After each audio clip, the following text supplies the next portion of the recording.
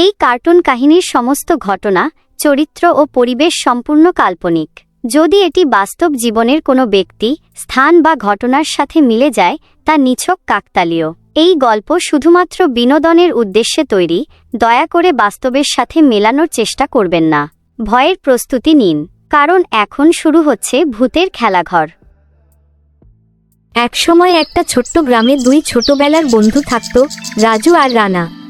তারা একসাথে বড় হয়েছে। রাজু ছিল খুব শান্ত আর খুব বোকা।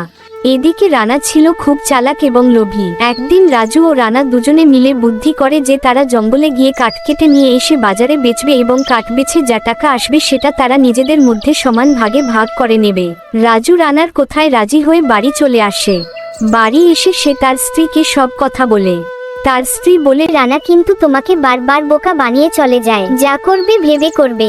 রাজু বলে, তুমি চিন্তা করো না, এবার আমাকে রানা বোকা বানাতে পারবে না। এই বলে রাজু বাড়ির থেকে বেরিয়ে পড়ে জঙ্গলের উদ্দেশ্যে।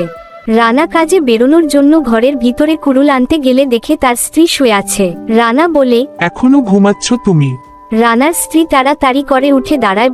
আমার ভুল হয়ে গেছে, আসলে আমার শরীরটা খারাপ লাগছিল তাই শুয়েছিলাম।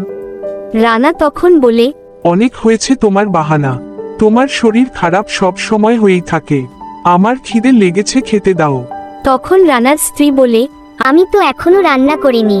রানা বলে, ঠিক আছে, তুমি রান্না করো, আমি জঙ্গল থেকে কাঠ কেটে নিয়ে আসি। এই বলে রানা জঙ্গলের উদ্দেশ্যে বেরিয়ে পড়ে বাড়ির বারান্দায় থাকা কুড়ুল টানিয়ে হাতে করে জঙ্গলের দিকে রওনা দেয়। না তাড়াতাড়ি পা চালায়। এই বলে রাজু বাড়ির থেকে বেরিয়ে পড়ে জঙ্গলের উদ্দেশ্যে। রাজু বলে, কবে যে এই কষ্টের জীবন শেষ হবে, না তাড়াতাড়ি পা চালাই। শোন রাজু, সেনপুরের জঙ্গলে অনেক ভালো ভালো কাঠ আছে, যাবি? রাজু বলে, আচ্ছা যাব, চল, কিন্তু বেলা শেষ হবার আগে কিন্তু বাড়ি ফিরতে হবে। এই বলে দুজন জঙ্গলের দিকে রওনা দেয়। গল্প করতে করতে রাজু আর রানা দুজনেই গভীর জঙ্গলে চলে আসে। হঠাৎ করেই রানা বলে ওঠে, দেখ ভাই রাজু, তুই সামনের দিকে যা, আমি এখানে গাছ কাটি, তারপর যা হবে দুজনে ভাগ করে নেব। রাজু সহজ সরল হওয়ায় রানার কথাই রাজি হয়ে যায় এবং সামনের দিকে চলে যায়। এদিকে রানা তার চালাকি খাটিয়ে সে রাজুকে কাঠ কাটার কাজে পাঠিয়ে নিজে গাছের তলায় গিয়ে বিশ্রাম করে। রানা মনে মনে বলে, রাজু কি বোকা, ওকে এবারও বোকা বানিয়ে দিলাম, যাক একটু জিরিয়ে নি। এদিকে রাজু মনের আনন্দে কাঠ কাটছিল, কিন্তু হঠাৎ করেই তার হাতে থাকা কুড়ুলটি জলে পড়ে যায়। কুড়ুল জলে পড়ে যাওয়ায় রাজু জলের ধারে গিয়ে কান্না করতে শুরু করে, কারণ তার কাছে মাত্র একটাই কুড়ুল ছিল। তখন হঠাৎ করে জলের ভিতর থেকে একজন দেবী উঠে আসে এবং রাজুকে জিজ্ঞাসা করে, কি হয়েছে তোমার? তখন রাজু বলে, আমার কুড়ুল জলে পড়ে গেছে। তখন ওই দেবী হাতে একটা সোনার কুড়ুল নিয়ে বলে, এটা তোমার রাজু। রাজু বলে, না, আমার কাঠের কুড়ুল ছিল। দেবী আবার হাতে রূপোর কুড়ুল নিয়ে বলে, এটা তোমার রাজু। রাজু বলে, না, আমার কাঠের কুড়ুল ছিল। তখন দেবী বলে, আমি তোমার সততায় মুগ্ধ হয়েছি, তাই আমি তোমাকে সোনা, রূপো এবং কাঠের কুড়ুল তিনটেই তোমাকে দিলাম। তখন রাজু মনে মনে আনন্দে আত্মহারা হয়ে বাড়ির দিকে রওনা দেয়। রাস্তায় তার বন্ধু রানার সাথে দেখা হয় এবং রানা তার হাতে সোনার কুড়ুল রূপোর কুড়ুল দেখে তার চোখ কপালে উঠে যায়। রানা জিজ্ঞাসা করে, কোথায় পেলি এগুলো? তখন রাজু সব খুলে বলে।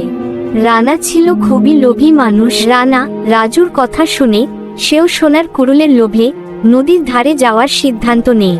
রাজু বারণ করা সত্ত্বেও রানা নদীর ধারে যেতে থাকে।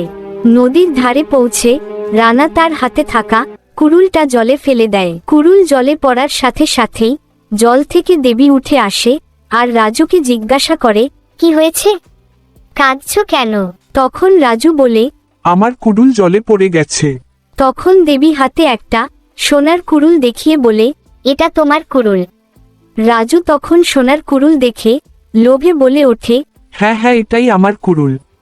তখন দেবী বলে, তুমি মিথ্যা বলছো, তুমি লোভী, তুমি মিথ্যাবাদী, তুমি তো কোন কুরুল পাবেই না, তোমার শাস্তি হবে। তখনই হঠাৎ দেবী একটা রাক্ষসে পরিণত হয় আর তারপর রাজুকে এসে খেয়ে নেয়। তো বন্ধুরা, আজকের ভুতুড়ে গল্পটা এখানেই শেষ।